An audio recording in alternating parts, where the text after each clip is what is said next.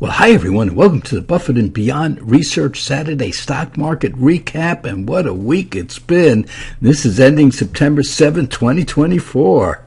Don't forget that if you want a full free month subscription to any of these videos that we put out 3 a week, 3 different videos on a Saturday. You get the 3 videos, and on Tuesday, Wednesday, Thursday, and Friday, you get a letter on the market and timing the portfolios. All we need is your name and email. We want you to get a free month subscription so you can see what we're all about. All you have to do is go to buffettandbeyond.com. Buffett is spelled with 2 F's and 2 T's. buffettandbeyond.com, and give us your name, your email, and you'll start getting a full month free subscription to our letters.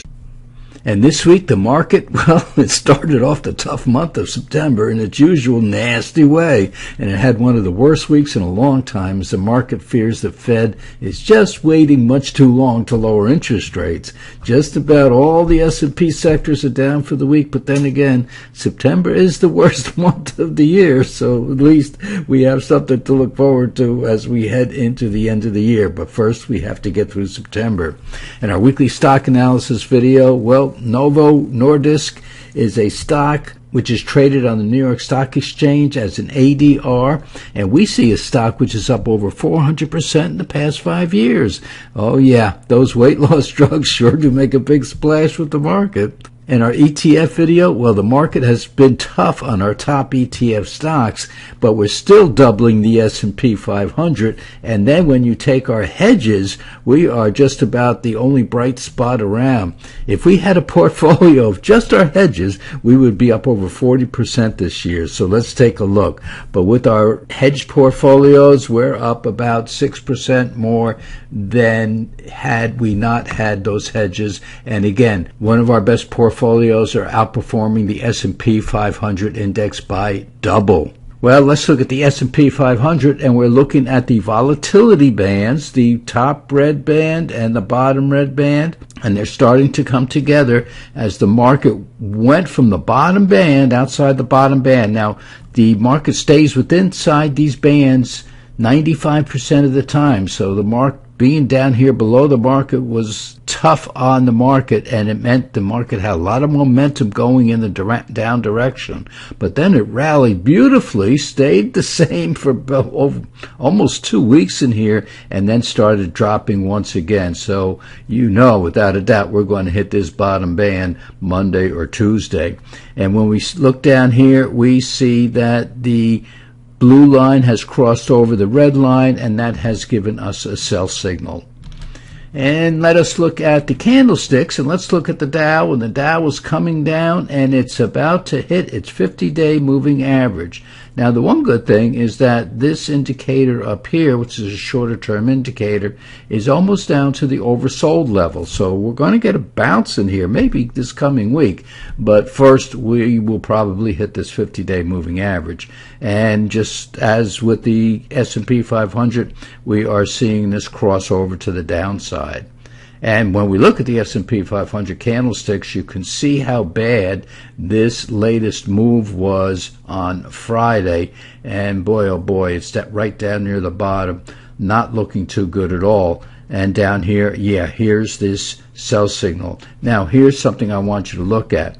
We made a new high in here and then could not break through that high over here.